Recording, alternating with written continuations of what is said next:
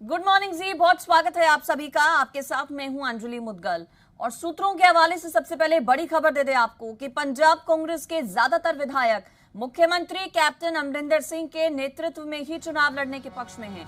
ज्यादातर विधायकों ने प्रदेश अध्यक्ष को लेकर नाराजगी जाहिर की है, जिसके चलते 2022 के विधानसभा चुनाव से पहले पंजाब कांग्रेस में बड़ा फेरबदल हो सकता है।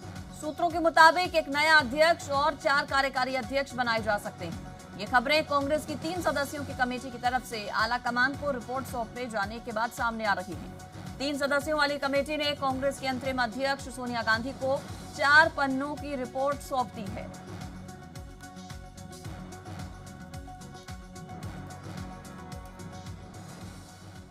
कांग्रेस विधायक परगट सिंह की तरफ से लगाए गए आरोपों को पंजाब के सीएम कैप्टन अमरिंदर सिंह ने खारिज किया। डोजियर रखने के आरोपों को सीएम ने खारिज किया। मुख्यमंत्री ने कहा कि अपने पूरे राजनीतिक करियर में कभी इस तरह के काम नहीं किए। शासन के लिए मेरा मंत्र विश्वास और पारदर्शिता है।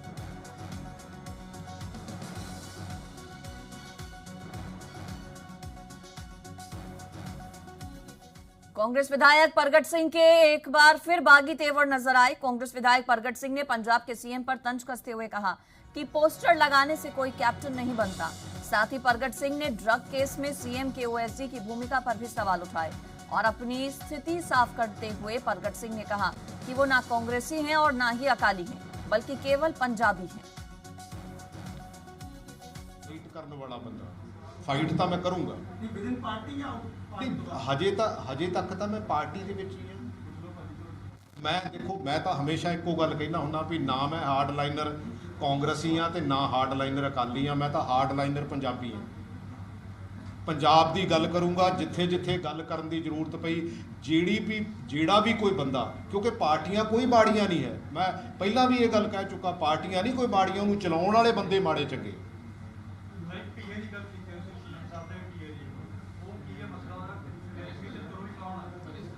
तो बेसिकली STF की रिपोर्ट तुसी लैके किते पढ़ लिओ, ਉਹਦੇ ਵਿੱਚ ਇਹਨਾਂ ਦਾ ਇੱਕ OSD ਆ ਜਿਹਦੀਆਂ ਉਸ ਸਰਪੰਚ ਰਾਣੂ ਨਾਲ ਪ੍ਰਾਪਰਟੀਆਂ ਸਾਂਝੀਆਂ ਹੈਗੀਆਂ ਤੇ ਤੁਹਾਨੂੰ ਕਿਹਨੂੰ ਨਹੀਂ ਪਤਾ ਵੀ 7 ਸਟਾਰ ਹੋਟਲ ਤੇ 7 ਸਟਾਰ ਜਿਹੜੇ ਆਹ ਮੈਰਿਜ ਪੈਲੇਸ ਆ ਕਿਹਨੇ ਬਣਾਏ ਆ ਪਿਛਲੇ 4 ਸਾਲਾਂ 'ਚ। ਇਹ OSD ਤੁਹਾਨੂੰ ਧਮਕੀ ਦਿੱਤੀ ਸੀ, ਇਹ ਉਹੀ OSD ਜਿਹਨੇ ਸਾਨੂੰ ਧਮਕੀ ਦਿੱਤੀ। ਨਹੀਂ ਇਹ ਤਾਂ ਹੋ ਰਿਹਾ, ਕਿਉਂਕਿ ਮੈਂ ਤਾਂ PA ਦੀ ਗੱਲ ਕਰਦਾ ਵੀ ਆ PA ਜਿਹੜੇ ਹੈਗੇ ਆ ਕਮ ਸੇ ਕਮ ਆਪਣੇ PA ਦਾ ਦੇਖ ਲਓ ਤੁਸੀਂ ਇਹ ਕੀ ਕਰਦੇ ਆ। और 3 सदस्यीय कमेटी की तरफ से सोनिया गांधी को सौंपी गई 3 सदस्यीय कमेटी की रिपोर्ट के बहाने पूर्व केंद्रीय मंत्री हरसिमरत कौर बादल ने ट्वीट करके सीएम कैप्टन पर निशाना साधा। उन्होंने लिखा कि सीएम कैप्टन अपने साथियों के करप्शन से जुड़े दस्तावेज की थैली दिखाने के बावजूद बचने में नाकाम रहे। कांग्रेस की 3 सदस्यीय पैनल की रिपोर्ट इस बात की पुष्टि करती है कि कांग्रेस विधायक पंजाब में जनता की राय से पूरी तरह सहमत हैं कि कैप्टन के रूप में पूरी तरह से विफल साबित हुए हैं, एक पहुंच से बाहर रहने वाला नॉन परफॉर्मर। आगे बढ़ेंगे, बता दें पंजाब के पूर्व नेता विपक्ष HS फुल्का ने भी सीएम कैप्टन को निशाने पर लिया। उन्होंने लिखा कि विधायकों के लिए आपके द्वारा तैयार किए गए डोजियर से पता चलेगा कि उनमें से बड़ी संख्या में सैंड माफिया के पैरोल पर हैं। ऐसा लगता है कि रेत माफिया सरकार चला रखे हैं। रेत माफिया पर लगाम लगाने के लिए एक निगम बनाएं। खनन केवल सरकारी स्वामित्व वाली कॉरपोरेशन को ही करना चाहिए, किसी भी निजी कंपनी को अनुमति नहीं दी जानी चाहिए। और पेट्रोल डीजल की बड़ी कीमतों को लेकर आज कांग्रेस पंजाब, हरियाणा, हिमाचल समेत देश भर में बीजेपी के खिलाफ प्रदर्शन करेगी। पेट्रोल पंप्स पर सांकेतिक प्रदर्शन किया जाएगा। कांग्रेस के मुताबिक कोरोना काल में देश की जनता महामारी और महंगाई दोनों की मार झेल रही है। कांग्रेस के मुताबिक बीजेपी सरकार ने पिछले 7 साल में पेट्रोल डीजल पर टैक्स में बार बार भारी बढ़ोतरी करके कीमतों को रिकॉर्ड स्तर पर पहुंचा दिया है और यही वजह कि आज देश भर में कांग्रेस पार्टी का तेल की बड़ी कीमतों के खिलाफ, केंद्र सरकार के खिलाफ हल्ला बोल रहेगा।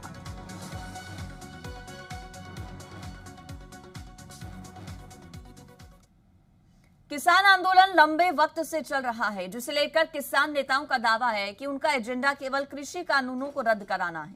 लेकिन हरियाणा सरकार के मंत्रियों को लगता है कि किसान आंदोलन का कोई गुप्त एजेंडा है और सरकार के मंत्रियों की इस बयानबाजी से एक बार फिर से बवाल शुरू हो गया है।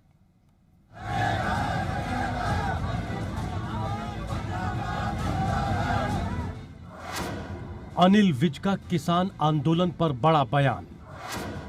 किसान नेताओं का गुप्त एजेंडे का है प्लान।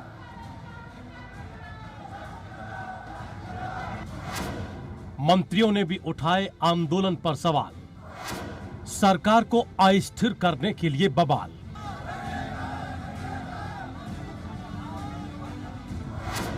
किसान आंदोलन का एजेंडा क्या है? किसानों का आंदोलन जारी है। सरकार कृषि कानून को रद्द करने के अलावा हर तरह से बातचीत के लिए तैयार है, लेकिन किसान कृषि कानूनों को रद्द करने पर अड़े हैं। ऐसे में हरियाणा के गृह मंत्री अनिल विज आंदोलन की मंशा पर सवाल उठा रहे हैं और कह रहे हैं कि इनका एजेंडा कृषि कानून नहीं बल्कि कोई गुप्त एजेंडा है। कि आप बताएं कि क्या आपत्तियां हैं, वो बता नहीं पाते हैं। इसी से ये लगता है कि इनका एजेंडा 3 बिल ना होकर कोई गुप्त एजेंडा है। गृह मंत्री अनिल विज ही नहीं बल्कि हरियाणा के कृषि मंत्री जेपी दलाल भी इसके पीछे कांग्रेस की सियासी साजिश देख रहे हैं। उन्होंने आरोप लगाया कि कांग्रेस सरकार को अस्थिर कर कुर्सी हथियाने की साजिश में लगी है।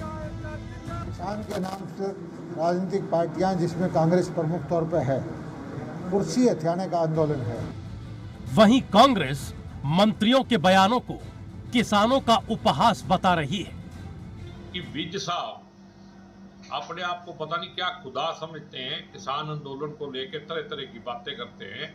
विज साहब को पता होना चाहिए कि वो विज साहब की तरह राष्ट्रवादी नहीं है, वो देशभक्त हैं। लोगों का कोई न कोई एक राजनीतिक संबंध है किसी एक पार्टी के साथ, और वो लोग जो है उस पार्टी के एजेंडे के साथ लगे हुए हैं कि हम लोगों को केंद्र की सरकार का विरोध करना है।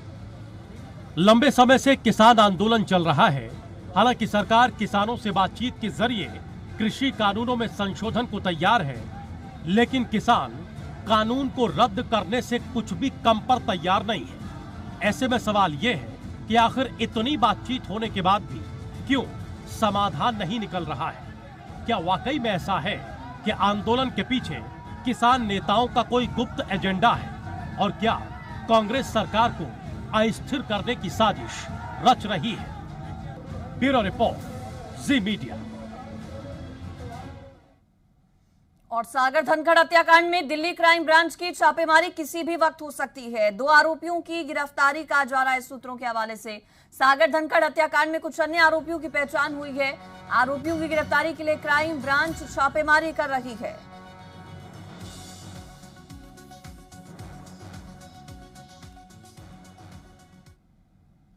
और डेरा प्रमुख गुरमीत सिंह की करीबी हनीप्रीत के तलाकशुदा पति विश्वास गुप्ता और ससुर एमपी गुप्ता को धमकी भरा फोन आया। दोनों ने डेरा प्रमुख गुरमीत सिंह और हनीप्रीत पर जान से मारने की धमकी देने का आरोप लगाया। विश्वास गुप्ता और एमपी गुप्ता ने करनाल पुलिस को इस बाबत शिकायत दी है। पुलिस को मामला दर्ज कर जांच शुरू कर दी गई है। आरोप है कि फोन उन्हें मेदांता अस्पताल में डेरा प्रमुख गुरमीत सिंह और हनीप्रीत की मुलाकात के बाद आया। उन्होंने आरोप लगाया कि उन्होंने डेरा प्रमुख गुरमीत सिंह और हनीप्रीत के बारे में कई खुलासे किए हैं, इसलिए वो उन्हें कभी भी मरवा सकते हैं।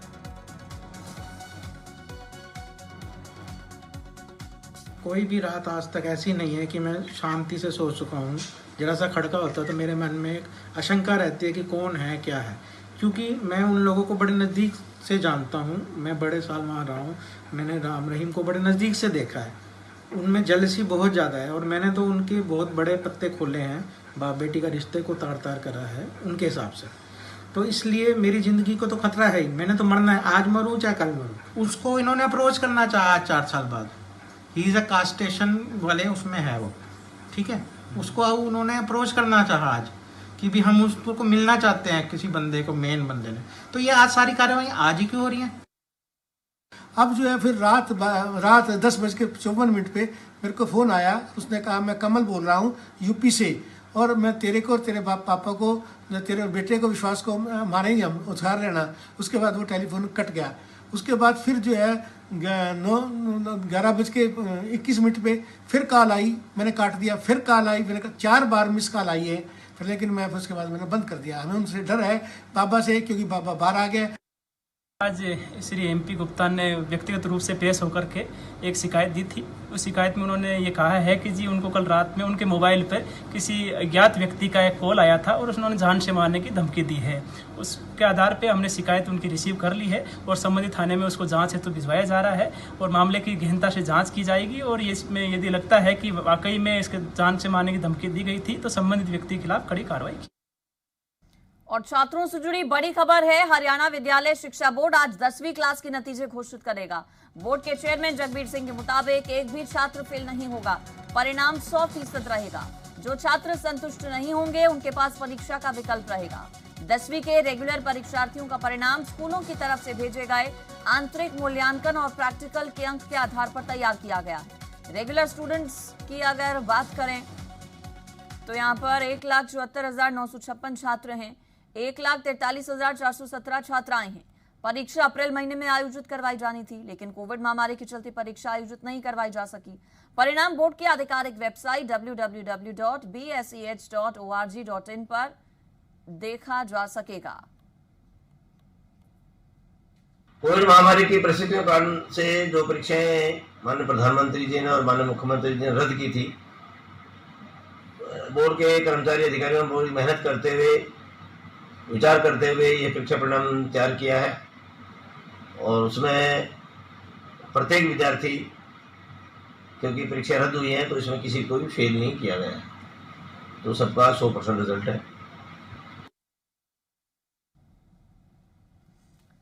तो कोविड महामारी के चलते अप्रैल में जो परीक्षाएं होनी थी वो नहीं हो पाई थी और अब आज रिजल्ट जो है वो डिक्लेयर किया जाएगा। हरियाणा विद्यालय शिक्षा बोर्ड की तरफ से 10वीं का छात्रों के लिए 10वीं के ये आज बड़ा दिन, महत्वपूर्ण दिन। एक भी छात्र फेल नहीं होगा। जगबीर मलिक की तरफ से ये बात कही गई है। जो रिजल्ट है वो 100% रहेगा, 100% रिजल्ट रहेगा। सभी छात्रों को पास किया गया है। आज हिमाचल प्रदेश मंत्रिमंडल की बैठक होगी। बैठक में कोविड लॉकडाउन में छूट पर चर्चा संभव है। मुख्यमंत्री जयराम ठाकुर ने कहा कि कोविड के मामलों में कमी जरूर आई है, जिस पर कैबिनेट की बैठक में चर्चा होगी। तमाम पहलुओं पर चर्चा के बाद ही कोई फैसला लिया जाएगा। माना जा रहा है कि कैबिनेट बैठक में कोरोना के ताजा हालात समेत कई अन्य मुद्दों पर चर्चा हो सकती है। कैबिनेट की बैठक में हम विस्तार से बातचीत करेंगे और एक एक इश्यूज को लेकर के मामलों में गिरावट तो आई है कोविड के मामले में हिमाचल प्रदेश में, लेकिन फिर भी उसके बावजूद हम देख रहे हैं कि थोड़ी थोड़ी गिरावट आ रही है। अभी बहुत ज्यादा सावधान होकर के काम करने की आवश्यकता है और निश्चित रूप से कुछ बातों को लेकर के जो सुझाव आए हैं उन बातों पर हम विचार करेंगे। विचार करने के बाद निर्णय करेंगे। और उत्तर भारत में मौसम ने एक बार फिर से करवट ली है। गुरुवार को पंजाब और हिमाचल के कई जिलों में झमाझम बारिश ने लोगों को तपती गर्मी से राहत दी। 6 तस्वीरें आपकी टीवी स्क्रीन पर रखते हैं। कुल्लू की, शिमला, इसके अलावा चंबा, चंडीगढ़, नवा शहर और पठानकोट की ये तस्वीर। बता दें कुल्लू में बिजली कड़की जबरदस्त। झमाझम बारिश शिमला में हुई। आसमान में काले बादल चंबा में नजर आए। चंडीगढ़ में भी बारिश का सिलसिला देखने को मिला। नवा शहर में जबरदस्त बारिश और पठानकोट में ओले गिरे।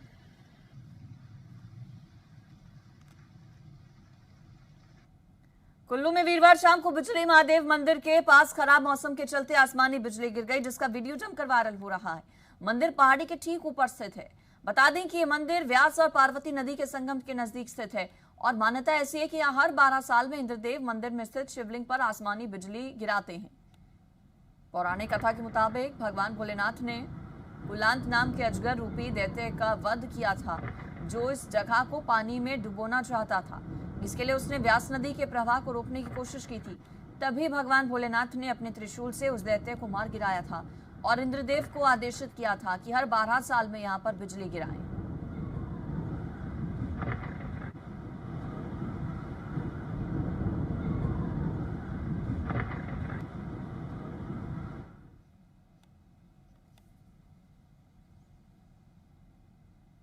और पंजाब के सबसे कम वन क्षेत्र वाला मानसा जिला भी हरा भरा होने लगा है।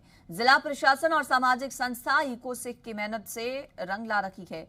जुलाई 2019 में गांव खोखरकला की गौशाला में एक पायलट प्रोजेक्ट शुरू किया गया था, जिसके तहत महज 200 वर्ग मीटर जगह पर 29 प्रजातियों के 550 पौधे लगाए गए। इको 6 संस्था और मनरेगा के सहयोग से जापान की मियावाकी तकनीक से लगाए पौधों में 535 पौधे अब मिनी जंगल में तब्दील हो चुके हैं। और इससे उत्साहित प्रशासन ने जिले के 100 गांवों में इस प्रोजेक्ट को शुरू करने की ठानी है। अब तक 4 अन्य गांवों में इस तकनीक के जरिए करीब 18,900 पौधे लगाए जा चुके हैं।